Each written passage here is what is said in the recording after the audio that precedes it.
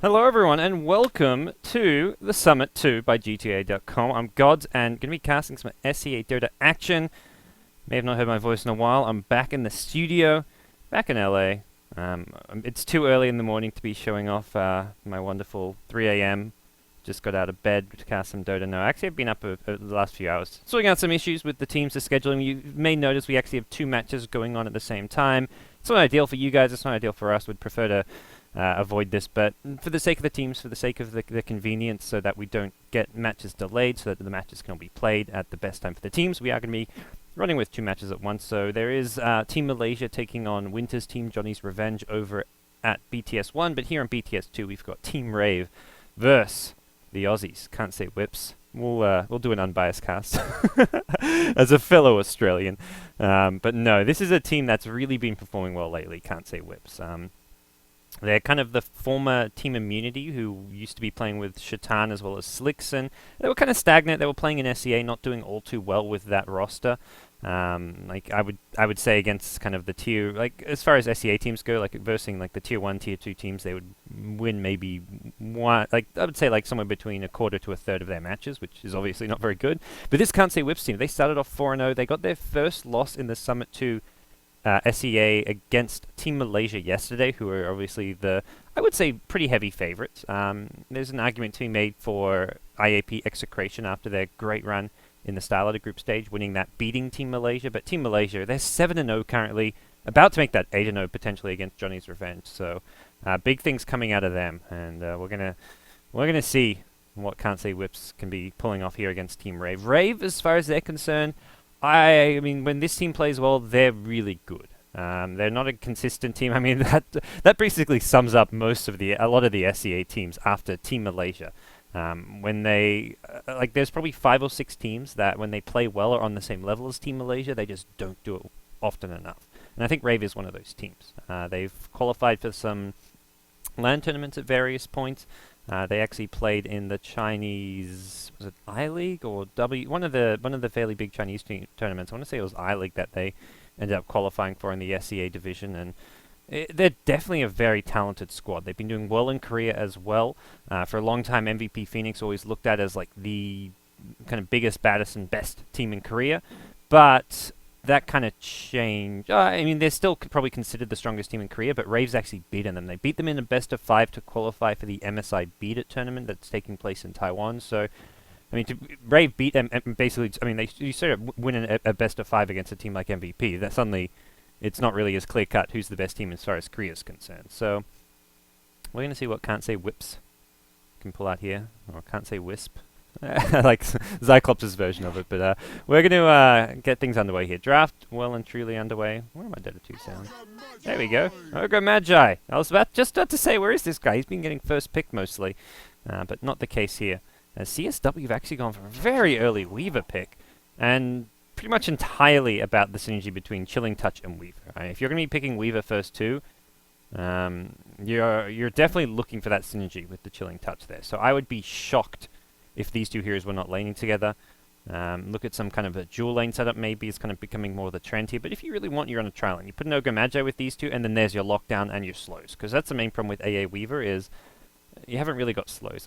Ice Vortex, a bit kind of unreliable and often something you don't really need to or want to be leveling up necessarily. So, and over on the Rave side, we're going to see the Brewmaster first pick. This is, well, a fairly loved hero by all teams in anywhere in the world, and something that's going to be getting prioritized no matter who you are. Bolwood talked about it a lot at Starlighter, how this hero is just too good at kind of controlling the pace of the game and just, I mean, either forcing fights or forcing their opponents to give up towers. So We'll see if that's going to be kind of how this Brewmaster is played. Throw in the Jakiro, and then there's your tower push. You don't even have to pick another hero to add to this push. Brewmaster, Jakiro alone, and then you can focus your other heroes on actually like hero killing, team fighting, and kind of other aspects of your lineup rather than getting more additional pushing heroes. Because Liquid Fire alone negates the tower damage, brings the tower down fast enough, and Brewmaster kind of deters the CSW engagement. So Void going to be the hero of choice for CSW. If you can get the jump, get the Crone on the Brewmaster, you potentially bring him down. You've also got that set up for the Ice Blast of the Ancient Apparitions, so we'll see if this is going to be something that can actually prevent Brew from getting his ultimate off, or is Brew's going to be the one getting the jump. I mean, you can't really predict how things are going to go, and so much is going to come down to who's got the better vision, who's got the better map control as to who gets these jumps, and who's actually pushing. If you're trying to push high ground, chances are it's the team defending the high ground who gets the better jump with that positional advantage, and I think the Void pick is good here. So it's a pretty flexible pick. May actually be going mid lane is something also to keep in mind. I say that it's kind of something you wouldn't expect, especially when there's the off lane, which Void can do fine, Weaver can do fine, and they can easily run the other on the safe lane. But it's likely to be against a Brewmaster or even a Lycan mid if they want to do Brewmaster in the safe lane or in the off lane. And Void does really well against these melee heroes. He's got great base damage. You go the Poor Man's Shield first item, get pulled 2 tangos. If you want, you can even get a couple branches. And Void mid is very, very strong in a decent matchup against these. But it kind of depends what kind of what they want to run in the safe lane, if that's the case. Maybe it will be the Weaver there. But you've got this AA Weaver kind of power here, and I think as a result, you maybe want to try and put those in the off lane, either with the Ogre Magi or just as a kind of dual lane. Possibilities are plenty for CSW. Now the Lycan pick on the Dire side, so easy access into Roshan, good control around Roshan. I mean, Primal Split does the same thing around Roshan as it does around towers, which is kind of deters your opponents from coming in and engaging. It's pretty difficult to always fight into this Brewmaster. I mean, unless you've got that perfect vision that something like a Beastmaster Hawk provides you, it's not really going to be reliable to catch him out before he gets his ultimate off, because there is the direct stun of the Ogre Magi if he's fast enough on the Brewmaster blink-in can get that off, but apart from that it's going to be maybe a bit tricky. So CSW, see what they get with this last pick, and similar story for Rave. So Ember Spirit banned out by CSW, thinking this will be just a standard support Jakiro, and then look towards one last kind of core hero for this Rave team. Yeah, at the same time, it's like a mid-hero they're banning out. So that means Brewmaster would have to go off-lane, or possibly Lycan off-lane. Could easily see kind of a dual lane setup, and that's something CSW may be concerned about. Like you run a Jakiro in the off-lane with the Brewmaster, Lycan in the safe lane, Ember Spirit mid. Not exactly a conventional laning setup, but yeah, it's still something if you're going dual lanes versus dual lanes. Even like some unconventional ones work out just fine.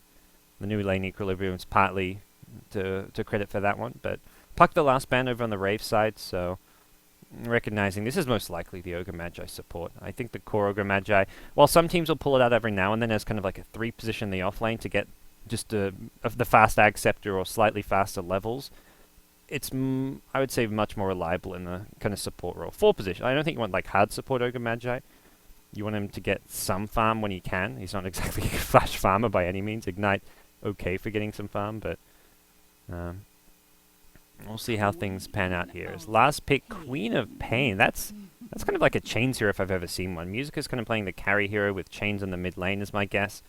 And we'll have to see what the plan's going to be. KP also currently playing, and he's kind of known for his Tinker plays. If you follow the Australian scene, or I've seen CSW play with him, Tinker's, well, he plays more than just Tinker, but Tinker's definitely his best hero that he became well known for, KP, so definitely a play to look out for. I'm curious to see exactly how they do the role allocations, because CSW have had kind of different lineups for different tournaments. They've been playing with 2D quite a lot. He's been playing their offlane, so this is either like Chains or KP in the offlane, and Musica picks up the Queen of Pain. This is one of kind of Musica's signature heroes. If you go back to the Natural 9 days, I remember playing with this guy, and all he ever wanted to play with was Queen of Pain. Every time like we'd get to a point where it's like we needed to pick a mid hero, I still remember Risk would ask Musica, like, oh, what do you think's good? What do you want to play? And he would always answer Queen of Pain. That was always his go-to. Even if it didn't fit, even if the other team had like the best counter lineup to Queen of Pain you'd ever imagine, and he would just be like, no, it's fine, I can play Queen of Pain. So he loves his Queen of Pain. He's normally the safe lane farmer. He's been playing some kind of like farming Leshrac, but this team seems pretty flexible as far as their lanes are concerned and their players and roles. Musica mid can carry. Chains is a very talented Singaporean kind of player as well as. Ooh, I got my overlay. We're good to go. Almost forgot that one. So yeah, we'll see how CSW do here, taking on Rave in a pretty important match, especially for CSW. They're 4-1, which sounds pretty good, but they still have a lot of. Well, I guess there's only 11 teams in SCA now, with Arrow Gaming being disqualified. So you play a total of 10 matches, and you want to get in that top 4 to get into the playoffs. That's the big thing. So 4-1 is good, but looking down the bracket here, there's a lot of teams who haven't played that many matches or who don't actually have that many losses. So the most losses any team have is Zephyr at 5 losses, but after that, no team has more than 3 losses, which is Rave. So Rave really can't afford to lose too many more matches. They're 2-3. Then there's a handful of teams with 2 losses, like MVP, IAP Execration, Invasion. All these teams with 2 losses. Can't say Whips, sing on just a single loss. They're in a group with First Departure at 1-1, as well as... no, they're the only teams with 1 loss. So then there's a few teams, like there's Team Malaysia, who are just miles ahead of everyone. They're undefeated, 7-0. You've got JR, Johnny's Revenge, who are also 3-0, but they're currently playing Team Malaysia, so quite likely we see them maybe pick up their first loss. And Myth Trust, actually 3-0 as well. Myth Trust have been kind of shaky, I would say, when I've seen them and as of late, but that's a good sign. They pick up some wins here and are off to a pretty good start, so we'll have a quick pause coming out. It looks like Reconnect and CSW are ready to go as Risk reconnects, probably just sorting out some VPNs, which the Australian players often need to play on these SCA servers. You have to use some What the Fast it's called, or WT Fast, whatever. Kind of helps improve your ping a bit on these SCA servers. So we'll get things underway here, do some introductions as I get my first solo cast back here at the studio. I'm excited. I was casting all morning with Dakota, doing some of the Europe action, which had some pretty exciting matches, but now I get to actually control stuff. It was very intimidating and scary. Like, I'm setting up and getting things working and just like, oh gosh, this. I'm going to break something. I'm going to forget some overlay, but luckily so far so good. I didn't leave us muted. I didn't forget the overlay, and well, I've made it to the team introduction, so let's try not mess that one up. Godot going to be playing the Ogre Magi, K Feeney on the Faceless Void, Musica on the Queen of Pain, Risk on the Ancient Apparition, and Chain's going to be handling the Weaver there up top. They maybe spotted out Rio here on the Jakiro. Looks like that is the case as more Rave heroes lurking around. Check down Observer. This will give them good vision. They see Musica. I'll see maybe some more additional heroes poking their heads down in just a second here as Cast also in the vicinity. So on the dire side, we've got the Filipino team who resides and plays in Korea. It's going to be Team Rave with Rio on the Jakiro. We've got Ninja Boogie back to support. This guy kind of known for his hard carry play on his past teams. Had some decent results and made it into like TI qualifiers like Neolution Time. Actually, they got kicked out of the TI qualifier, but he's had decent results at times and definitely a fairly well-known player. But he's on support at the moment. He's going to be joined up by Cast on the support Scarith Mage, so a lot of aggressive ganking potential from these two. We've got Jo handling the Lycan in the mid lane, former EG solo mid player, and Chrissy going to be on the off lane. On the Brewmaster, boots first for him.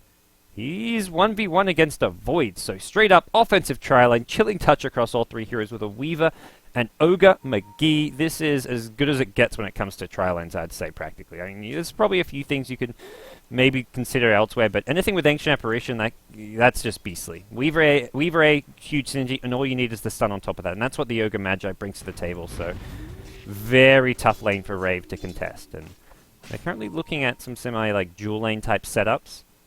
As Sentry Ward comes in. It looks like there was some D-Ward. Okay, so Rave D-Warded the pool, but then a second Sentry went down.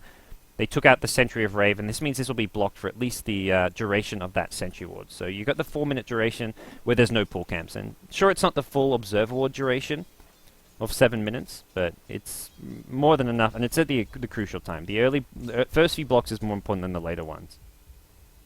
Interesting Cast has gone bottom, because he's not going to be finding a kill on KP here, but maybe just thinking that they'd rather shut down this Void's farm, because that's what he's going to accomplish here. He can zone out the Void a bit, push Void a bit out of this lane. There is an early point in the backtrack, which you'd love to get on these Arcane Bolt spam. And yeah, this is just going to help guarantee Chrissy more or less control and free from of this lane. Top lane they have got in here. They're looking for first blood on Ryu with the chilling touch damage. It hits hard. Did go for the Fire Blast. You've got to get those right clicks off. There's a stun under the tower. Godot's in trouble here. First Blood goes the way of Rave. Ninja Boogie picks it up. Chains is diving for the kill, but he needs an escape plan. He's got a salve. He's got Tango's. Ninja Boogie's still poking his head around. I don't think you can fight Chains, though. Needs the Jakira to TP back in first, and that looked like... Oh, Chain's going to poke his head out. Okay, he'll be just fine. Jikuchi's on through. It looked like... I mean, Godot cancelled one attack there, and just in general, the Chilling Touch, it gives them a lot of damage, but the minus 20 attack speed came into play, and they just couldn't get enough right clicks off on a Rio, and he had the attack speed slow. You had the Liquid Fire with 20 attack speed slow, and you had the Chilling Touch with another 20 attack speed slow, and as a result, the CSW heroes were just not attacking. When they did attack, they were hitting for big damage, but just not a good start for CSW, considering that was their aggressive trial, and that was meant to be dominating, was meant to be winning. The Ogre Magi, I think you need to wait till you hit level 2. You need the Ignite and Fire Blast. Often you see Ogres go for the Ignite level 1, just for the slightly better damage, as well as the Ignite having a long slow duration. But I think ideally you just wait till Godot hits level 2 before you go for that play, maybe. Musica at mid is got himself up to 12 CS now. He's winning against Jay as far as CS is concerned, but still early days.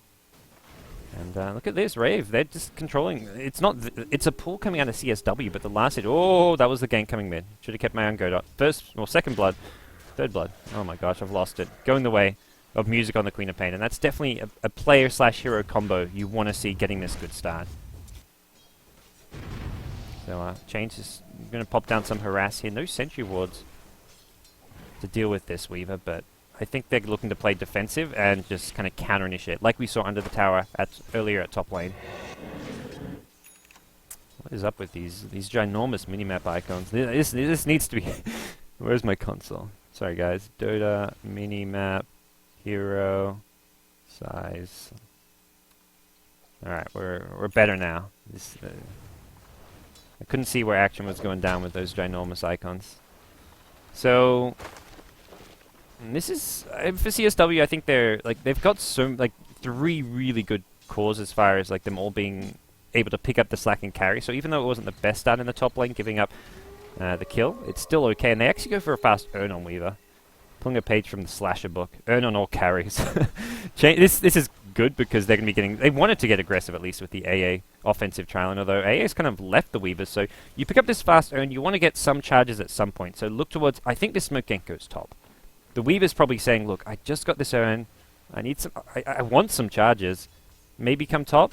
They're going near the jungle. They're actually going to maybe run into Jo in just a second here. And Jo, still low level. We'll reveal the smoke so they know exactly where he is. They just need to get the good initiation off. Jo has not spotted them just yet. There's your Ice Vortex. Stun. Ignite should follow. He's got the Orb of Venom as well. Lots of slow. A lot of bonus damage as well. The Chilling Touch helping out there. And Jo will be taken down by the two supports. Weaver came in. He got the earn charges. Didn't get anything as far as assists go or offer any damage, but it's an earn charge nonetheless. And here we go, offensive earn charge. The Swarm Ninja Boogie getting low. Right clicks, not enough. Smart TP. Just gets the hell out of there right away. Chainsaw with the singular earn charge, which you can use offensively. They need some arcane boots here ASAP, which is not happening anytime soon. Godot with the Orb of Venom will slow down any sort of arcanes. Still doesn't even have his brown boots. So, it's a good start for CSW, but at the same time, it's not dominant. The support duo is getting a bit done. Chains is actually going to self-earn, so need some more earn charges, man. It's one of those things you have to be a bit frugal with because you want to have, especially in the early game, 5 minutes in, the earn nuke is a good amount of damage. 150 pure damage nuke, that's pretty big when you're going for a kill. When you've got supports who don't have their ultimates or a level 3 Ogre AA, they've got some damage output, but an extra 150 damage helps quite a bit. Music at mid, 34 CS. The snowball is real right now. Similar story for the Brew. He's at bottom lane. He's got himself up to a decent chunk of farm. Has his boots bottle and 1400 gold, so he should be looking at a Blink Dagger fairly soon, as far as he's concerned. And we'll see some rune secureds going on. The haste rune, the important one, picked up by Musica, as I think Brew got a bounty rune at bottom yet. So that's going to refill his bottle. That's the important thing. And the small little gold XP boost, which is slightly less important. But he is getting close to level 6. Not going to be beating Void there thanks to the dual lane. The Skywrath taking some of that XP, but it doesn't matter too much. He's not really at risk of dying to the Void unless, I would say, both supports rotate in. And he's about to hit level 6, so even in that Chronosphere, with the evasion, I don't even think with the 2 supports the brew would go down. Maybe you'd have to bring in music. If you're going to kill this brew, you've got to bring in the Queen of Pain. And there is a Queen of Pain with a TP scroll. As Musica says, I don't care about that. I'm going to find Jo again. He's in the jungle. Looks like as soon as mid lane is empty, he backs off. Musica pings where he was. Not going to find him immediately. Observer Ward, I think, spots out Jo. Jo in trouble now. No, Musica doesn't see him. This Observer Ward... Let's check that this Radiant Vision... Okay, now it spots Jo. It didn't spot him as he kind of like snuck through here to get into the camp, but spots him slightly afterwards. Chains at top has... going for all these kind of cheap, cost-effective items. At least for the current time being. And here comes Ninja Boogie bottom lane. Godot. Well, he's going to be like, dude, man, I just wanted clarity up. What's your problem? Just leave me be. Doesn't have mana for the Ignite Fire Blast combo, so he's just going to go for a pull. Actually, I'm not sure. He's not going for a pull just this second. He will be soon, I imagine. Go for the double pull and try and get himself some more levels. Work towards that level 6 and get that ultimate coming into play. As AA also going to rotate down bottom, so Risk going to be plopping down a ward here. The true hard support of CSW. He plays that like Pylite Eye PPD-esque support where you will see him at like 40 minutes in with like brown boots and a magic wand and like nowhere near any kind of farm. Whereas the other support, Godot, will be picking up a lot more farm, playing a much greedier, farm-intensive support role. It's funny because some teams don't really run that like really under-farm support, but you look at like Cloud9, EG, they definitely run it, whereas some other teams often split the farm between their 2 supports in kind of, I don't know, not so much efficient ways, but just in more evenly distributed ways. The communist teams, basically. Then you have the EG and Cloud9, the American capitalists. As bottom lane, Chrissy, he's invis. This is a big rune to have when you've got your primal split up. What can he find here? Void. Got to be a bit careful. He does have 2 points in the time walk, strength treads, and a single backtrack. So he's tanky. 900 HP when he's fully healed up. 800 currently at the moment, but he's not going to die just to a straight Brewmaster gank. And they haven't... Yeah, they're locked... Okay, with an Ancient Seal, if they can get that off before a time walk, they can bring him down, I'd say. As KP hits himself up to level 8, that's max time lock, so his damage output's pretty good now inside that Chronosphere. Not so much against the Brewmaster. The evasion on the Brew will just be too pesky, but if he finds these supports, he may just be going for a Chronosphere with the treads plus max time lock, and you can find some kills pretty fast with that. Chains is having a really annoying time against this Liquid Fire harass. Max Liquid Fire being used on the hero, so not even trying to push and pressure the tower. Here we can see Risk take just damage point after damage point. The tick damage is just pesky as all hell. Lycan just fully retreating back in this jungle, as we can see. He's actually gone up to level 7, so 2 deaths. One in the mid lane from a gank, one in the jungle from the 2 supports ganking bottom lane. They've gone in. There's your Chronosphere. Chrissy taking a bit of damage. There's a Fire Blast as well as a Cold Feed, so getting one early value point in the Cold Feed, and they do bring him down. That's a big kill to get. Could not get off the Primal Split. Great Chain Stun as well. Godot waited till the Chronosphere was just about to end, and then he Fire Blasted. Same story with the Cold Feet. The Cold Feet was being used towards the end of the Chronosphere. If he didn't die during that Fire Blast, the Cold Feet would have been kind of proccing right after. So perfect Chain Stun execution. CSW get their 4th kill, and they're not just getting kills. All 3 of their core heroes getting good farm. You can see 40 CS on the Void, 44 on Weaver, 63 on Quap. And Quap obviously at mid had a great time, got the early gank. Chains is doing well at top, and the Void, despite being against an early dual lane with the Skywrath, is finding good farm. And this is probably of the 3 cores the hero who needs, I would say, the least farm. Void can just do so much just with a Chronosphere and can go for those cheap, cost-effective items in the form of the Mask of Madness. Well, as I said, they weren't pressuring this top tower. Ryu suddenly gets it down to nearly low HP. Chains, very low. Got to be a bit careful here. He's going to get the kill, and that's an Urn Charge to heal himself up with. As Musica comes in, recognizing the threat to this tower. It was 3 HP away from deny range, actually. KP now. He's going to be careful. He's got no Chronosphere. Doesn't seem they're looking for him, though. Risk is the one kind of lurking around, trying to get some XP probably just from the creep wave and the pull to get level 6, because he's so close to level 6. 250 XP, he's going to make his way towards mid. I think he decides that's an easier place to leech his level 6 XP, and they can defend bottom, I think, with the Ice Blast. They've got to get that Ice Blast up now, and that's where Risk is, just sitting here, leeching this XP, and I don't know if this is going to be enough. Sharing it with that Faceless Void, it's going to be a bit late, and it looks like they are going to lose this tier 1 bottom tower. They're going for the trade, though, so they'll get maybe top in exchange. We'll have to see if TPs come in from Rave. There's still some time to defend this top tier 1. No Queen of Pain ultimate. And here comes the first TP. It's the Brewmaster. So send in the Tankiest guy first. He's got the Primal Split. He's also got a Blink Dagger. He goes in. We'll find Godok. Godok's got no way out. He's just going for the tier 1 tower, trying to just see if he can bring it down. Musica thrown up in the air, and that means the Brewmaster Primal Splits time the deny against the Siege Creep. No damage coming in. Chains had already kind of scurried away, as it looks like Musica as well as Chains will have nothing to do to back off. So the Primal Split is used, gets a single kill, as well as a tower deny. Worth the Primal Split, but not too bad for CSW. Like that first Blink Primal Split, it's kind of like the first Blink Lasso. Top lane, they've actually gone back in for a counter kill. Rio, no way out for you. Musica's going to be carefully taking hefty damage. Has the wand. One more crit, not going to be enough. The tick damage, 4 HP. Very close, and he's actually going to go back in. Musica's getting earned up. Chrissy does not get anything, enough extra damage on a Musica. Musica goes in for the kill secure. Mid lane, meanwhile, KP silenced up. He got the tower. Yeah, he got the tower kill. Then gets brought down. So Geo pops the ultimate. They use the silence, the seal, as well as the Mystic Flare. So all across the board, definitely victories for CSW.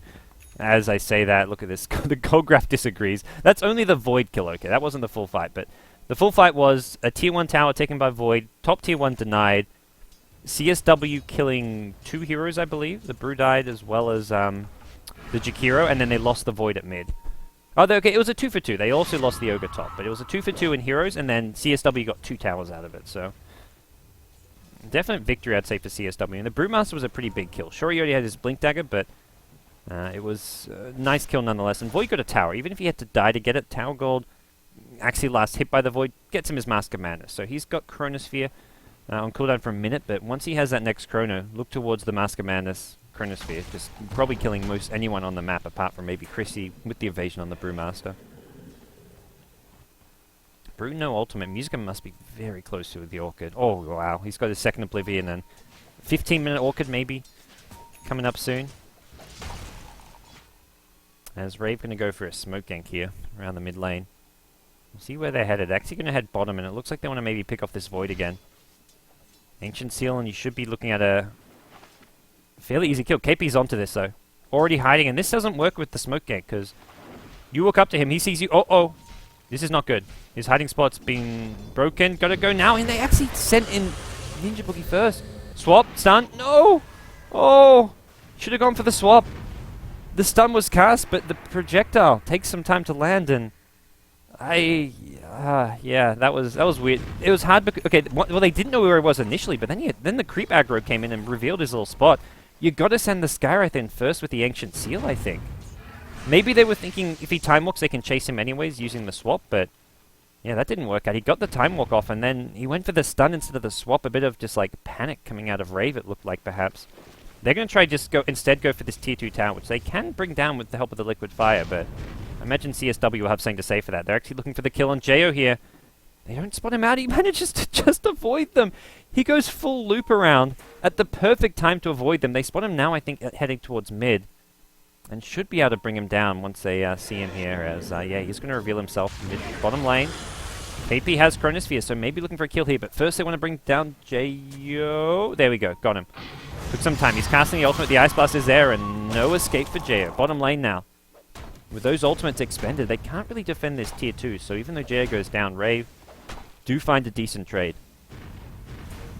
Not exactly a straight-up victory for CSW when it comes to the damage they're taking at bottom lane, although they haven't brought down the tier 2 yet, and with Chronosphere available, CSW could consider going for this. TP coming in, as well as Liquid Fire, getting this tower low. Tower is deniable, and Rave want to go in for this last hit, but it's so dangerous to do, so I don't think they can risk it, and it gets denied by Risk.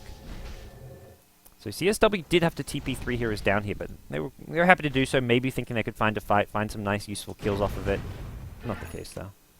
As it looks like the Yule Scepter for Rio is just about to be picked up. A couple hundred gold short, but he should get that from this creep wave top and fly it out for himself. So Jakiro needs to get leveling up that macro pie. You can only see it a bit earlier on. Did go for a second point in the Dual Breath. Has a 60-second cooldown. It's so good for even just spam pushing creep waves. I guess they haven't got much set up for the damage right now, but once they have the Yules, they guarantee the Ice Path and can just cast the macro pie at the same time, and that's where Jakiro is kind of reaches his first little peak as far as damage output goes. So Musica with Orchid is, well, going to be a lot bigger of a threat. Chrissy has Blink headed towards Music at the top lane. They've got to get that silence off or a stun or something to start things here. As Ryu can actually use into Ice Path maybe to get Musica.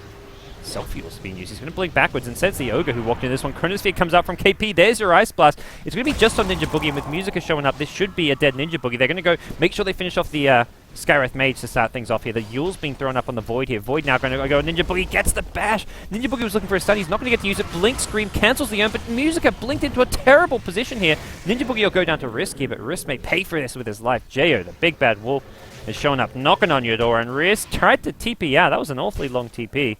Not sure if he was a normal duration. I think it was maybe just about to go off, but it was just a little bit short there, and all said and done, it's a 3-for-2 trade in Rave's favor. 1,100 gold swing going their way as far as the team net worths are concerned, and they're going to maybe get a tower at the mid lane off of this, so... Queen of Pain was kind of stuck and distracted top when the fight broke out with the Chronosphere. As here comes possible initiation. Chrissy does not have the ultimate, and with a Fire Blast into Ignite. Okay, no... Oh, bash! KP. RNG not favoring him. He got, I think, one right click off there, but against evasion and with just 25% chance for a bash, the odds were definitely stacked against him.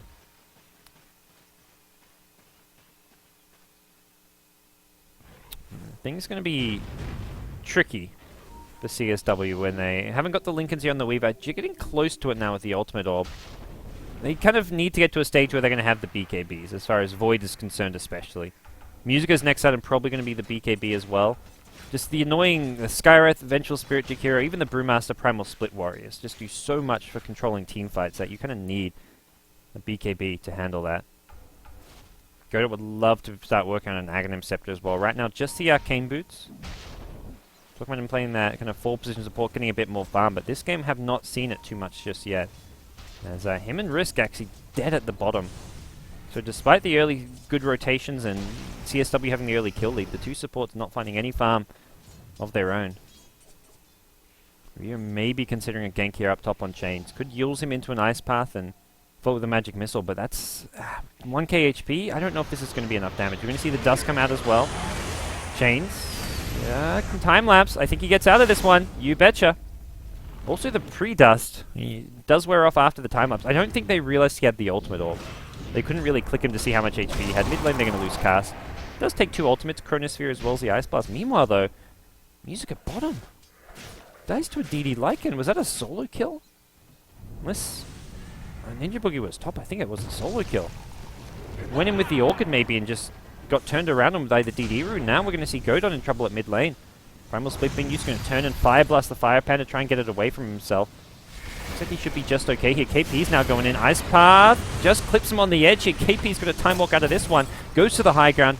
Wands himself up. That dual breath damage not enough. He gets down to about 60 HP. Still alive though. As Rio may just look to transition instead into this tower here. Gonna whiff the Ice Blast because Risk is Chrissy. Goes in for a clap. Risk is the target. He's actually under the tower here. The Cold Feet, the Ignite. This is going to proc the Cold Feet and Chrissy, I think, doesn't have a way out of this one. Look at Music. He completely ignores him. Goes for the additional kill and we'll find it as well. Gets the Vengeful Spirit. What happened to the Weaver? Die? Okay, Weaver. Came back in, got a bit greedy perhaps, and we do see CSW pick himself up a few more kills here. 2 for 1 in that last little bout. As the entire time though, Jo was in the Roshan pit. Brings down Big Bad Roshan, and he's got himself up to 4k gold all of a sudden out of nowhere. He's the top farmer. Musica beat him mid. He got found in the jungle by the supports. He had a rough time, but even so, he's found his farm, and I'm seeing Musica now on hot pursuit here in the jungle, but with the ultimate already popped, Jo will be just fine. This game's still very much in the balance, it feels like. It's a small 1k net worth advantage going the way of CSW. Experience, same story. So I would say this game dead even right now. Even as, like, graphs aside, as far as the two teams, their strategies and where they peak, both teams have good late game. You look at Void, Queen of Pain, Weaver, a strong Tricore. Ogre Magi scales well to the late game. If you get some farm, Ancient Apparition, always going to be useful with the Ice Blast, and even Ice Vortex is a handy little late game spell. And on the Rave side, we've got the carry Lycan, who's got himself up to 5k gold, the Brewmaster, to control these team fights, who is working on a first item BKB. I guess he's just getting annoyed by the Ogre stuns, the Cold Feet, all these kind of chain stuns. And also, if you get initiated on by the Queen of Pain with the Orchid, you're kind of done for. So the BKB will help deal with that.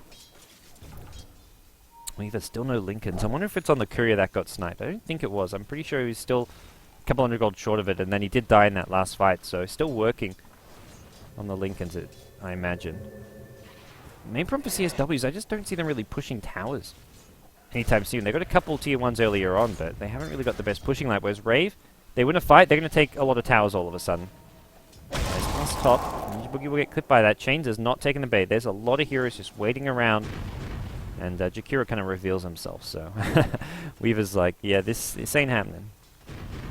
I got my jungle I can go back to. CSW at this point, they're focusing more on just finding kills here or there.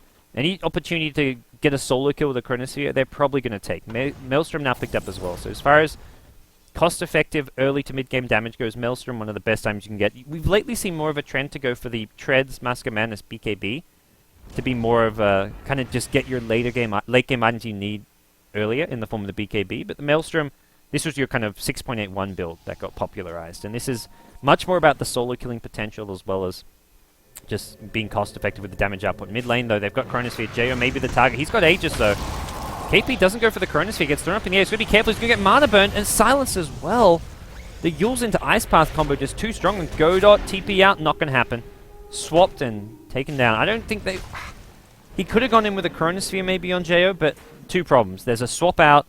Second problem, there's an Aegis. So that's where he didn't want to use a Chronosphere, because maybe you kill Jo, but then suddenly he respawns. Maybe you don't escape. Maybe you have to time walk in, so how do you actually get out of there? And that's a big teamfight loss for CSW. They're now going to be losing their tier 2 tower mid, possibly even start taking damage to their base. As Musica now forced to TP back. He's got his BKB. The Lincoln's bought by Weaver as well. So at least they've picking up some core items for this defense of their high ground against an Aegis Necro 3 Lycan. This is going to be tricky, and I think that's something that caught KP by surprise in the Void. He was not ready for the Necro 3 Mana Burn. He got... Well, it didn't actually end up mattering too much. It was more the... Actually, it was more the Yules into Ice Path, because that's what locked him into place. And then he got silenced by the Skywrath Mage. He desperately needs a BKB this game, and as much as the solo killing potential is nice of the Maelstrom, I think this may have been one of those games where you just got to go for the BKB before and instead of the Maelstrom. The BKB is going to take a long time to come up, and he needs it now for these fights. You can't just... He wants to be finding pickoffs and little fights here or there, and he's not really ready to do so against the counter initiation that the Jakiro, the Skywrath Mage, the Vengeful Spirit offer, and their damage output against non-BKB targets. Miska's picked up his point boost, also level 11. He's actually done really well as far as farm goes, out-farming Godot, who traditionally finds farm on the as far as the supports are concerned for CSW. So slightly more prioritization going Risk's way, but I think also just how the game's progressing, with Risk finding kills with the ultimate and Godot just getting picked off here or there. He's 2 and 4. As for Risk, he's 1 and 1 with the 5 assists. Godot just casually neutraling here, but he's being tracked. He's got wolves on him. They're about to expire. 2 heroes here, both supports in a kind of precarious position. They got to get the Yules off, and Risk will get caught by it. No escape for him. He should just be left to rot, as it looks like that's exactly the case. Godot and Musica, they get the hell out of there. So, second death for Risk. Not a big deal, not the... As far as that smoke's concerned, the kill isn't worth the smoke, but it's still it is worth it for the map control they're going to get. They're going to plop down an Observer Ward in the enemy jungle. Can maybe look to control, even just for the next Roshan, which isn't up for some time, but just to make sure you start having that control around that Radiant jungle and mid area to help protect a potential Roshan that you want for your Lycan. So, Weaver at top still just getting his damage on. The early earn and the kind of aggressive Weaver build, not exactly paying off this game. I think it was a fine idea, but this didn't really happen onto enough early game kills, and he's kind of just prioritized farming in the top lane over coming to fights. Bottom lane, Jo. He's got 2.6k, so after the Necro 3, we'll have to see where he goes item-wise. Top lane, they've got him with the Chronosphere. They want Christian. Perfect Chronosphere. Changes on the outside. There's going to be a Mystic Flare, but that's not enough to really do too much. It's not enough to do anything. Chains is going to get out. He's 3-1-3. That was a smart little pick off there on a core hero of Rave. That's basically the game plan for the next 10-15 minutes. Keep finding kills with Chronosphere. You've got to find it on targets who aren't being protected by the swap. among other things. It is just a level 1 swap. Venge would love to hit level 11 to get that added range for the swap, especially against the Faceless Void with Chronosphere. This game's still not decided by any means. Rave did pick up some steam and did pull Axie ahead after that earlier fight where they got a couple kills and pushed down the tier 2 mid. Music is still very big, about to hit that level 16 as well. Get that sweet level 3 ultimate. These supports are pretty tanky. Venge has got 1200 HP with the urn. Skywrath with the double null build. Magic Wand has 900 plus HP. And Music are going to rune it up. Bounty rune, DD rune, he's got it all. So we'll see what he builds towards next. Against this lineup, you've got to imagine Hex. Brewmaster, Lycan. Lycan likely to go BKB, so you want that Blink Hex. Brewmaster has a BKB to deal with the Orchid, so I think Hex has got to be the answer for Musica. Be your standard corp item. Here we go, top lane though. Chains is, gotta be careful. He's got the Lincoln Sphere, but he's very low on mana. Can also break the Lincoln Sphere with that Necrobook, but I think they'll spot out what's going on here with a big push coming towards his top lane. Chain's gonna TP home, and I think at this point this isn't like an early game tier 2 tower push where it's a big chunk of gold. It's not 6.81 where you start just getting snowballed on it if you lose towers. I think you can let this tower go if you don't want to defend it. This is not the biggest of deals, but they have got Chronosphere. KP could TP in and look for that. Problem is, if he gets Yules into an Ice Path, he could get burst down in an Ancient Seal. Does not have BKB just yet. Rave are just kind of sitting back, chipping away at it with the Liquid Fire, not willing to full on engage, and I think the plan's going to remain the same. Just chip, chip, chip. Don't actually try and take a fight on here. Chains is looking for a bit of a flank here, or at least to try to get some scouting information. They can't really kill Chains, so I like this decision from him to kind of use his his mobility and the fact that he can't be killed too easily, as he does there. They'd have to be very quick on it. Like, I guess Jakiro could force staff to break Lincolns and then Yules him into an Ice Path. That's probably the best way to catch out the Weaver if you want to kill him. At the same time, as soon as he spots you, he's Shikuchi, so you've got to have that gem. And there is the gem on Chrissy. You may need to pass that over to someone like the Jakiro who can actually initiate on the Weaver, but Chrissy's not the worst. Whoa, very fast Roshan respawn. That was incredibly quick.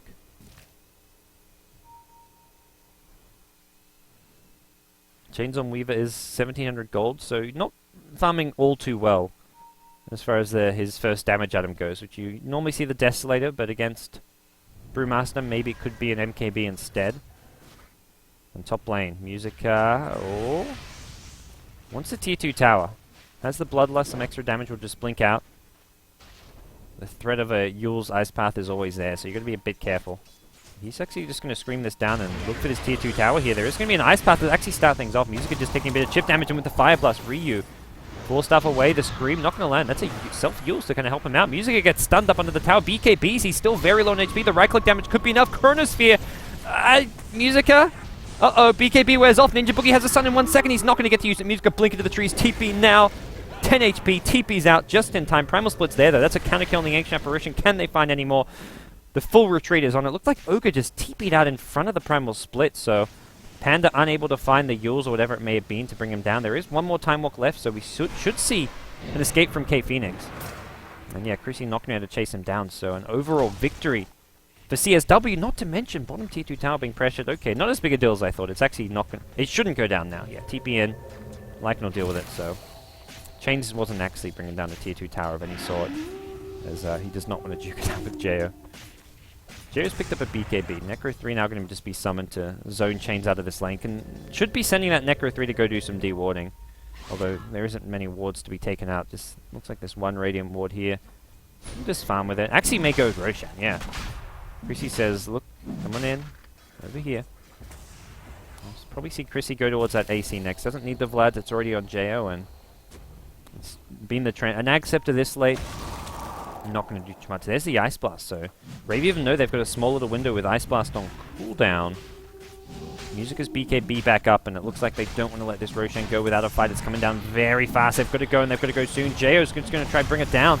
I don't think they saw how low it just was, and Godot, he's still alive, but Chrissy with the BKB, no Primal Split. The right-click damage is there, and Chrissy will take a spill. Lycan picked up the Aegis now. He's looking to bring down KP. No Time Walk for some time here. The BKB preventing the Ice Path from locking. backtrack not really working in his favor there. It looks like Musica now stunned up, brought down by the Lycan as well, and Lycan still has his Aegis. Ice Blast onto the high ground. Ryu forced up himself up here. Now Macropie from the high ground. Chains as well as Risk in all sorts of trouble. Risk goes down. That's 4 dead. Chains is trying to recover this gem. Will do so. Drops a Magic 6. Shikuchi's himself away. They've got no answer to the Weaver, but it doesn't matter because the Weaver just doesn't do enough damage right now. And the rest of CSW just kind of didn't have what it takes to fight in the Roshan pit against the Lycan. The physical damage just is so beastly. With the minus armor from the Vengeful Spirit, you've got the Vlads, you've got the Lycan hidden hard. You've got the Half as well, and this is just a pretty high damage team from Rave. Once they get the AC, combine that with the Vengeful Spirit aura as well, giving extra damage. CSW, be careful. That's where BKB's like, yeah, you're not going to get Ice Path, you're not going to get Magic Missile, but you're going to get a right-click down, in the case of this Lycan especially. As now the Tier 3 tower taking some damage as well. Just summons being sent to deal with it, as they'll have to bring down the Necro 3. Chains will take the damage for it, but time lapse back, and Tier 3 brought down to 467 HP, so good chunk being dealt there to the Tier 3, as it looked like the Tier 2 top got denied by the Skywrath Mage. And Rave happy to make another go at this Tier 2 top. Lycan still with Aegis. Actually out of mana, so maybe I don't think you want to go right now. Lycan can't really get there. Maybe he goes back and buys Boots of Travel after healing up, but he's completely depleted of mana. I think this is not the time for Rave to make a go. They've still got 3 minutes on the Aegis. They're not too pressed for time if they want to make a play. Even a play for the high ground. They could go down mid and try and turn this low HP Tier 3 tower into something. Shiva's actually going to be the item of choice for Musica. I think this, seeing how the last few fights went, I think this actually is a better decision than the Hex. He's taken so much damage. The bonus armor from the plate mail combined with the attack speed slow of the Shiva's aura is going to help a lot. Just negate and deal with a lot of this physical damage coming out. K Phoenix has a BKB now. That's the good news here. He didn't even upgrade his treads. He's looking to do so now, it seems. I didn't even notice that till now. KP, man. What a baller. Just says, I don't need no treads. I'm a proud man with no face. There's JR actually BKBs. That was to deal with the Orchid, and he doesn't want to just lose his Aegis here. And the BKB is probably the big loss there. The actual ultimate's a pretty short cooldown, but that was his 9-second BKB. And once that gets down to 5 seconds, that's where CSW can just try and stay alive using Ghost Scepters on someone like the Ogre or the 4 stuff as he's got now. May see a Ghost Scepter next, I think, is a good item to go for. And if you can survive the Lycan's BKB, even if he's in ulti form, you've then got the Fire Blast because of that short BKB duration. KP will force out TP's bottom lane as Jakiro comes in. Jakiro working on a Hex. Rio is nice and farmed here on the 2-headed dragon. Got the 2-headed dragon against the 2-headed ogre. Who will come out on top? CSW have actually done a really good job of actually bringing down towers, considering their lineup is not designed for pushing. They've done enough just with Weaver kind of solo pushing lanes, and when they even Musica was like chipping away at that top tower like he didn't give two shits. So now we see the Assault Chris. It's not the Brewmaster picking it up though. Brew's working on possible Lincolns or Hex. The Lincolns works against the Orchid, but he's got the BKB for that. So I may even be another Hex, if anything. Like I think Lincoln's is good if there's a Hex on the Queen of Pain, but which you probably imagine is coming next after the Shiva's Guard. But we'll see. He's got time to decide and see how the game progresses. But down the mid lane, Rave go. Knowing they've got this Aegis and Assault Crest timing. Ice Blast used very early here. The Chronosphere comes in, and that's perfect. On a 3. There's your Sonic Wave. Musica will help bring down 2 immediately. Jakiro will get off the self-Yules. Elsewhere in the fight, it looks like Lycan brought down the extra apparition. They should be losing this Jakiro. The 4-staff and Yules both being used. The Primal Split can't really keep up with Musica's mobility from the blink. He needs to blink out of this when he wants to kill on Rio first. Then he blinks out. Chases on. Not going to happen just yet as Geo, not in ulti form, can't really do enough here. Chains is still poking and prodding around as well. Godot has another stun in just a second, and 3-for-1 trade. Huge gold swing going CSW's way, and the Aegis is going to expire. Yep. They ignore the Lycan, kill the others, and get a great Chronosphere off. K Feeney. What a player. Seen him do some serious, amazing things on Tinker, but this is a play to look out for when CSW are playing. Comes up with a big play there in the mid lane without that Chronosphere. Catching all three, like the three squishy heroes, Venge, Jakiro, and Skyra, you want to ignore. You don't actually want Lycan in the Chronosphere. I mean, if you can get him with the others, great, but you don't want to ever really focus him when he's got the Aegis. They're going to go in behind the tower, try bring down Cassia, but just force stuff to the high ground. Does Godot. As he quickly realizes with these kind of shorter respawn timers on the supports, you can't really be overstaying your welcome. And there we go. Weaver's finally got his damage item up. Chains picks up his MKB, and that's going to help a lot against the Brewmaster evasion, and as well as the Drunken Haze. It's kind of at that stage where it's just a bit late for the Desolator, and it's not going to be as reliable, your DPS, if you're up against the Drunken Haze especially. So CSW, 22 kills to 17, but that's... Oh, Geo. Dead even on the gold graph, I was about to say. Let's see where we are there. It still feels that way. Like, neither team has really found the opening to break this game open yet. Rave has come close. Like, if you have got to say one team's almost pulled away, it's got to be Rave, because they've almost broken the base. They've taken 2 Roshans in a row. They've got really scary high ground breaching potential with the Necro 3, the Assault Cuirass. And when they've got the Aegis as well, now they're going to go without the Aegis at this bottom lane. They're working against a Chronosphere. The Sonic Wave up in 3 seconds as well. I don't know if this is the best idea. Deciding maybe they could make a play with their ultimates back up, but it's the same story for CSW. An Ancient Apparition, how close is he to this Agcept? It looks like, not close at all. The 2 Radiant supports still really struggling to farm. I guess it's the same story with the Dire supports. Normally, you look at kind of the games we saw at Starlighter, at 40 minutes in, you'd have 1 support around this 4k mark. The second support would be like 8 to 10k. What we're seeing here is all 4 supports. 2 from each team, underfarmed. Very different way of different playstyles coming out of the SEA teams here. SEA Oceania teams, I should be saying, is Australia not part of SEA. Let's be geographically correct. Maybe some people in Twitch chat can learn a thing or two. I'm probably not the best person to teach geography, though. We're going to see K-Feeny probably just continue to look for those Chronospheres. If you're not worried about a push, you can even start using them again for those solo kills, but the constant threat of high ground pushes coming your way from a Lycan, you've maybe got to hold it for those team fights and not use it as kind of freely as you'd like to for those solo kills. Musica maybe is the one who goes for those solo kills, though, with the Orchid. Bit tricky to do so, though, apart from the support. And those supports are always sticking together. So for Rave, I think the game plan is wait next Roche. Wait next Roche, wait the Hex. Hex, or potentially Hexes. Brewmaster, is it Hex? Lincoln's, it's completed Hex, there we go. Chrissy's got it.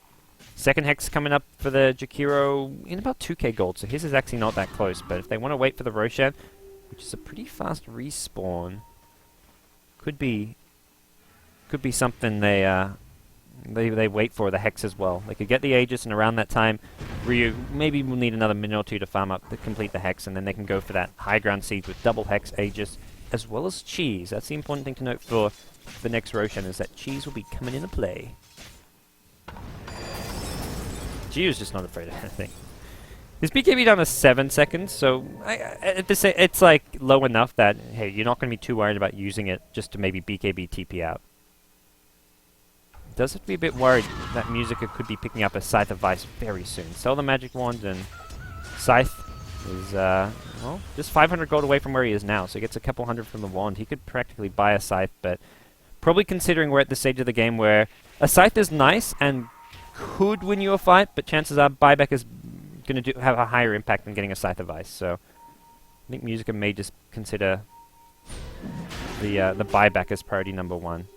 Ninja Boogie spotted under this Observer Ward. But the rest of the team are, well, they were at Roshan. They're not at Roshan anymore.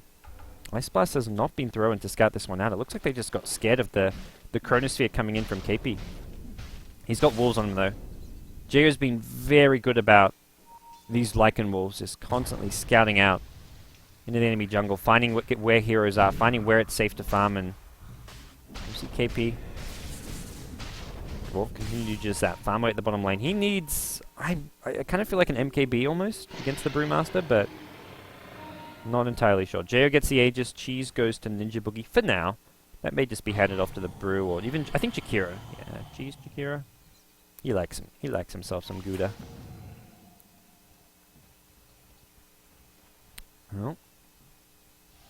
Cass is just itemless. He's gonna have a full stuff soon, I imagine, which is one of those items, like, even an hour into a game can just win you a team fight. Or, not so much win you a team fight, but save a teammate. Your teammate's getting chain stunned, you force him out of there, and suddenly he's back to safety. So, full staff is by no means an early game item. If anything, I feel like early game it's not that cost effective. Like, it's a 2k investment when you could be getting other items which maybe do a bit more, but late game full staffs become really cost effective when you could theoretically save like a 20k net worth hero with a 2k item from multiple enemies who are focusing in with like hexes and chain stuns and all that. So very powerful late game tool.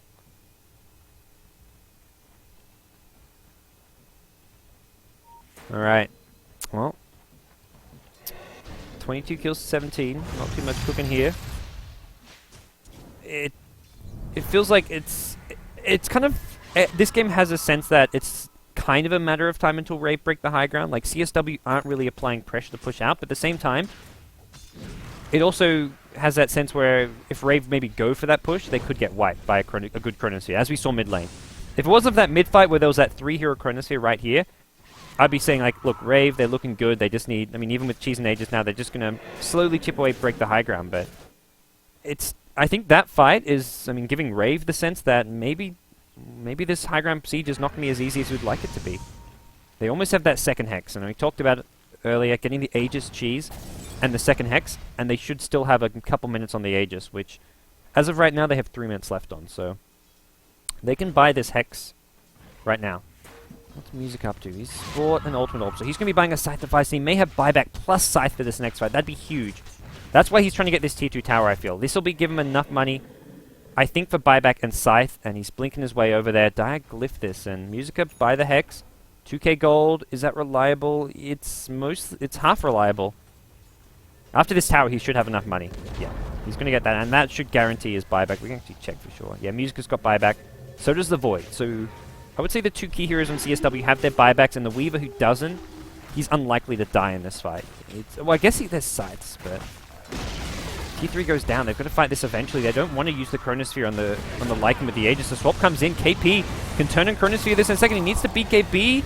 Does do so. He's got to be careful. He could have maybe just waited for a buyback here. The JO Lycan is just focusing down the Raxes, and KP's damage output, it's okay, but it's not great. He doesn't actually kill anyone inside the Chronosphere. Did not have the backup he needed. Musica now shows up, rocks up to deal the damage, clean up in IL4 as Musica gets himself 2 kills on supports here. JO does pop the BKB ultimate after respawning.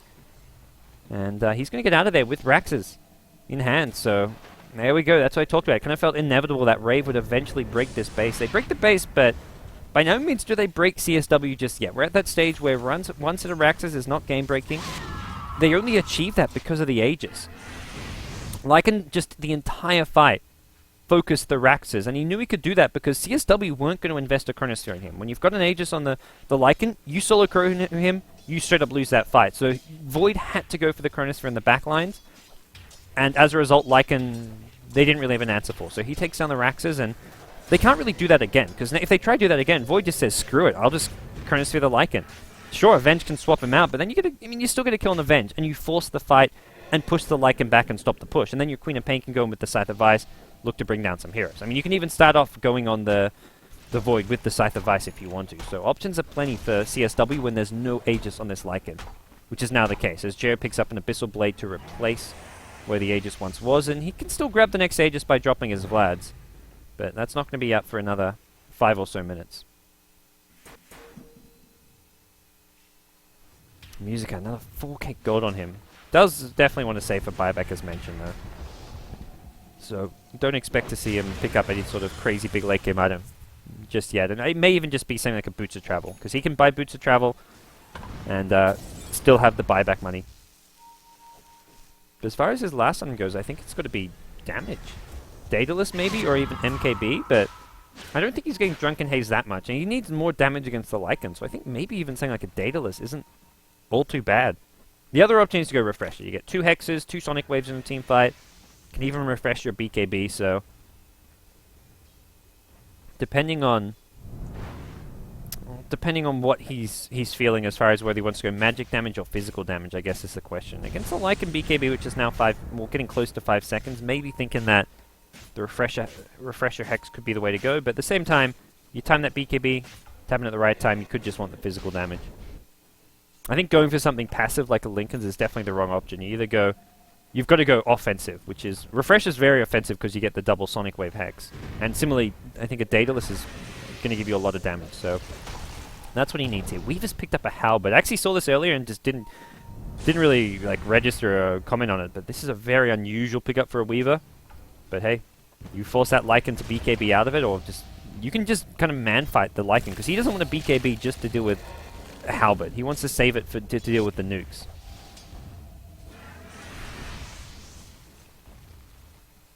Rave, I just don't think they can break high ground without the Aegis on Void. That was what helped them last time. Chrissy going to be the one getting jumped here. Possible swap is there. Gets full staffed away. There's your great Chronosphere. He doesn't go in. Oh, it's the swap. He got the swap coming in from Ninja Boogie. Kind of messed up KP for a second there. They're going to lose the Queen of Pain, however. Chains are being chased down a bit as well, and KP in trouble. He's been hexed up, brought down those double hexes from Rave. Bring down 2 core heroes here, both of which do have buyback. Godot now on the run. Go Scepter, Force Staff, but both are on cooldown. The Force Staff up in 3 seconds. It looks like he should be able to get out of this one. Queen of Pain buys back. Godot can now Force Staff himself onto the high ground. Chains gets hexed up. Force Staffed away. I think that was Godot's doing, and that's going to save Chains' life. As he time-lapses back into an Ice Path. He's still okay for now. We'll turn around, bring down Jao, it looks like, and Jao does have buyback of his own. Musica now looking to clean up here as well. Ice Blast coming through, perfectly placed onto Chrissy.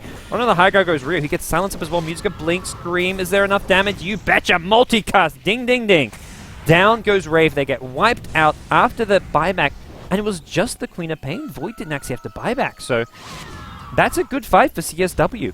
Even though they lost the Void and the Queen of Pain, and it was a really ineffective Chronosphere. It looked like a good Chronosphere. I think it was a well-placed Chronosphere, but the swap coming in onto the Brewmaster, like, he swapped the Brewmaster out, and then Void ran out of his own Chronosphere because he had his right-click set on the Brewmaster, so it took him, like, a second to notice what it was going on there. Maybe partly because of the delay coming in from Australia for K-Phoenix, but either way, he got nothing done in that Chronosphere. A Skywrath Mage kill, pretty unimportant when this is a Skywrath Mage with just a Force Staff at this point in the game, so...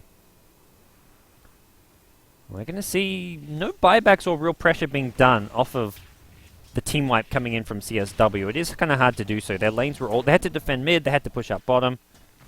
What they will get is just time and space, which is going to get Musica maybe towards his next big item. He's got 4.3k gold, so maybe see him pick him up like a Demon Edge here to work on that Daedalus or an MKB, depending what he wants to do. His buyback is on cooldown, so he can just start going for those big items if he wants to. Speaking of big items, Daedalus is going to be the purchase for Chains. KP's working on a refresher. I like that option. Late game refresher, just having the second Chronosphere is really handy. You do have some mana problems, but Team Arcane Boots going on to Intel Treads for just a second can kind of make up for that. This is a big match for both these teams. Rave seeing 2 and 3 in the Summit by G2A.com SEA, and a loss here puts them down at 2 and 4 and makes it really tricky to get into the playoffs. One of those wins of theirs was the default win against Arrow Gaming, who were disqualified. As for Can't Say Whips, well, they're 4 and 1. The one loss to Team Malaysia, who are red hot, and I believe 8 and 0, assuming they beat Johnny's Revenge earlier today. They were 7 and 0, who were playing Johnny's Revenge. That game was going on at the same time as this one. So, CSW with a win here. Not 100% guarantee, but come very close to guaranteeing a spot in the playoffs. A loss, however, means they've got their work cut out for them. Here we go. Jao. Aegis, what did he get rid of here? His Necro 3. Okay. He's going to maybe bring that on the Courier and just... Has he got double Courier? What are we looking at here? No, just a single Courier. May just do some item swapping around. It looks like you can put the Vlads on the ground, summon the Necro 3, put the Necro 3 on the Courier, and then go back to your Vlads. So I think we may see this Courier just follow... well, it's going to go back to base. They got the Dusky Courier. Isn't he cute? Look at him. It's one of the few Couriers, like, in flying form I really like. Like, so many Couriers are amazing in ground form, but you make him go flying, and it's like, oh, it's not as good, but good old Dusky. He's hiding in the trees. Well, bottom lane. Lincoln's, this was the one item I did not want to see Musica get. I guess he's just getting, he is getting kind of killed and brought down by the hexes, but there's so much to break the Lincolns. It may stop one hex before Rave realize he's got it, but once they realize he's got it, they can use Force Staffs, they can use Drunken Haze, and then just hex him afterwards. Like, if Chrissy alone can just Drunken Haze, then instantly hex afterwards, and then that Lincoln's is useless. So this is like the passive item choice, which I don't like. I think going for a refresher so you could have double BKB in the 10 seconds of magic immunity would have been a better option. Or as said, something like a Daedalus. Daedalus is a bit harder to maybe make use of because of the fact he's getting locked down so much, but the refresher you can almost guarantee. Like, throw Sonic Wave and Hex and BKB early and then just refresh and rinse repeat. Trying to break this high ground here, the Lycan. As Aegis. Where'd that should have brought the Necrobook along. It's still just seeing it based on this courier, but I guess the Necrobooks at the same time can just be brought down by one Fire Blast multicast and one Weaver right-click volley, which you can then time-lapse off, although 40-second cooldown you've got to be a bit careful using. 3 minutes on Aegis, so Rave can take this a bit slow and cautiously. Buyback status is pretty good for them. Ooh, what is Voidbody's refresher? He actually doesn't have buyback here. This is a big call from him. He does have the mana. 775 mana for the double Chronosphere. Chuck in a Time Walk and he's got just enough. On Intel Treads, he can double Chronosphere with a Time Walk. He needs, I think my math is right there, 775 plus another 90. 865, yep. He's got 6 mana above what he needs for the refresher Chronosphere. He may not have Mask of Madness. That's the one thing. Don't pop your Mask of Madness until like you get your mana regen, so we'll see. I don't know if KP's done the math here, but something tells me he's the pro player and has figured out exactly what he needs to do. That's why he's already seeing on Intel Treads. He's not going to do any tread swapping. He's like, look, I just want to make sure this mid lane they have gone in. They want to bring down Jero. Just burn this Aegis if they can. Musica went in with the Hex here, and they will bring him down. That's a good pick-off. If they can get out of this one scot-free, that'd be fantastic. It looks like KP did go on bottom. Didn't even have to use the Chronosphere. He still got it. He's going to get in on Rio, and the Brewmaster Primal Split Warrior is also caught in that one. Jeo's BKB Abyss on the Godot, but he gets the Ghost Scepter off. He's still alive. Full stuff to the high ground. He's got a Blink Dagger as well for mobility.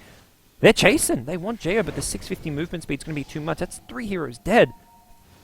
Really smart play by CSW. They found the pick-off to bring down the Aegis on Rave's Lycan when it was alone. Chrissy now caught out. There is Bash as well as Fire Blast to maybe prevent the TP. Chrissy could go for a TP. Will Hex TP? Needs Bash's right-click. Musica right-click. He gets it. Where was the evasion? 3 right-clicks in a row. No evasion going Brewmaster's way, and he's got to be spitting chips about that one. That 25% dodge chance not working his way. As mid lane Chains is going to find himself running into Rio, who just bought back on that Jakiro. Brewmaster does a buyback himself. And Lycan back alive, so he's back on the Necro 3 now, having lost his Aegis. Signs of life from CSW, saying that, hey, look guys, we're still in this game. We're down Raxes, but we're the stronger team fighters potentially. Against Aegis and Cheese, they bring down the Lycan nice and fast with the Queen of Pain initiation, and it looked like he didn't want to pop his BKB, because first he got Hex and then he got Orchided, but he didn't BKB off the Orchid, because I think he wanted his BKB on respawn from the Aegis, but the problem was then he didn't have the second life, and while they'll bring down the Lycan over here, well, fight erupted at bottom lane. That was when the Void went in and just did his thing. Did his thing without even having to use... Oh, I guess he refreshed his Chronosphere, so it was probably it was actually the second Chronosphere that caught out the Jakiro. So we didn't see the first Chronosphere is what I imagine happened there. KP will get Abyssal, 4-staffed away. The Chain Hex stun is... Well, it's there. He got the Bash as well as the Abyssal Hexes, and down goes KP, and he's... Short buyback. 50 gold. We'll have it soon, though. You see this ticking down. He's about 45 seconds, maybe 30 to 40 seconds away from that buyback. I've got to stall for this. Jeo's thinking, look, we brought him down. No Necro 3 for this push, but it's going to be hard to stop completely. Chain's no Daedalus complete just yet. It does have MKB to handle the evasion here, and they're just going to try to slow this one down. Multicast comes in. Godot has Force and Blink, but he can't use them when he's Hexed. Full stuff out. Is he going to live this one? Oh, thought he did for a second there.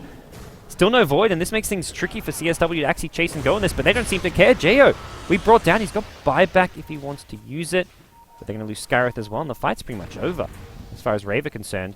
They want to maybe try to bring down this Brewmaster. They see the Earth Panda. They also see Rio in the trees, and Rio, Necropyre will bring down the trees. He also has the Cheese, which will pop now.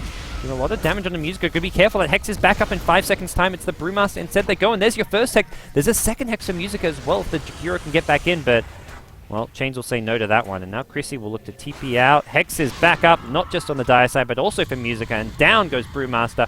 5 heroes taken down by CSW. They're looking red hot right now. Can the Aussies do this? It's looking like they might just be able to break Rave, despite being down a set of Raxes. KP Respawns did not have to buy back. So he's still got that money in. He's still got almost buyback money. He's got 15, almost 1,600 reliable gold. Needs to farm a little bit more before he can guarantee that buyback. Actually just 100 gold short of buyback at the moment. And you can get that from these Ancients. Queen of Pain, Boots of Travel. Okay. So Musica, 6 slotted. He's pretty much done as far as items go. He can get that 7th item Courier Refresher to refresh his Sonic Wave, BKB, and whatnot.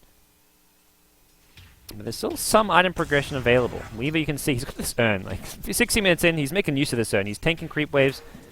These are super creeps, so these things actually hit pretty hard. And here goes Void. Maybe looking for... He's got the refresher, so he can use this Chronosphere for a solo kill if he wants to, but the support's probably not worth it. And they're breaking 2 lanes at once. They've got Void top, Music goes in mid. Beside the Vice, he finds Eventual Spirit. Not going to follow it up, though. As Orchid still available. And they're breaking mid lane as well as top here. KP will change his mind and come mid to join up. As 4 Rave heroes are alive, so I think CSW are thinking strength in numbers. Let's fight together. Wrist, man, you got to be careful. Completely caught out of position there on the front line. We brought down by the Mystic Flare, it looks like. Yep, just barely. 1 Chronosphere, 2 Chronosphere. Jo still being focused in the second one. There's your multicast. Just a double. He needs more than that. Jo now going to get Bash swapped out as well. He's going to survive the double. Chronosphere. Musica wants him though. Blink, Scream, Shivers, Guard. Jo goes down. Buys back immediately. Musica's now in trouble as well. He's got a Hex here available. Needs to use it on the Lycan perhaps. He's silenced up. Blink available now. As Chains will take some damage here, killing off the Necrobook, and they don't get any Raxes off of this. Mid lane though. Chrissy's gone in. He's used the Hex already. Does not have Primal Split, and Chrissy's actually in trouble. The MKB from the Weaver going to guarantee this damage. Musica though, can he blink away? 1 second? No, he can't. Buyback available. He wants to end this game. He wants to get Raxes. Buyback coming in from the Brewmaster as well. Now the stunts come out. Jo's got ultimate in 5 seconds. He needs it desperately. Silenced up though. No BKB. Great full stuff. Rio communicates with him, tells him face uphill, let's get out of here. But there's still a follow-up. Musica goes in. That's no buyback on your Lycan. He's dead for 2 minutes, and CSW may have finally done it. 5 seconds without a BKB as Musica, as TP back in. Here comes your Void. 30 seconds without a Chronosphere, but he doesn't care. He's got BKB. He goes in looking for Chrissy, who BKBs himself just to get rid of that Orchid, and now the Rax is finally being focused here. CSW finally decide enough is enough. We've killed enough heroes out of this one. We can bring down top as well as middle lane. Bottom lane being breached by creeps, and it looks like KP... Time walk out. This is just a Hex and Silence bonanza here. So many heroes just getting Hex and Silence up every single fight here. Chains. Time lapse, man. You gotta be careful. He's going for a buyback, I guess. He's gonna die, buyback, and Boots of Travel in. Time lapse in. I don't know about that time lapse. He had 200 HP. That was questionable. Here's your Chronosphere though. KP's got to back up, and Rave have just run out of heroes. They got 3 dead. They're about to make it forward. Ninja Boogie going down. That's a team wipe, and CSW turn things around after losing Raxes early and being unable to contest a single Roshan. They pick up their 5th win in the Summit 2 SEA, brought to you by G2A.com. They're now 5-1 on the standings, 2nd place behind Team Malaysia. That is big stuff coming out from the Aussies, and it's exciting to see an Aussie team do so well. No one's catching Team Malaysia, who are 8-0 at this point, but finishing in that top 4 for the playoffs is the next big thing. And if you can finish in the top 2, get 2nd place, you're guaranteed that slightly easier first-round playoffs match. So we'll see what's going to be happening next, guys. We have got another match coming your way. We've got our, well, I believe our 4th match for today. It's going to be...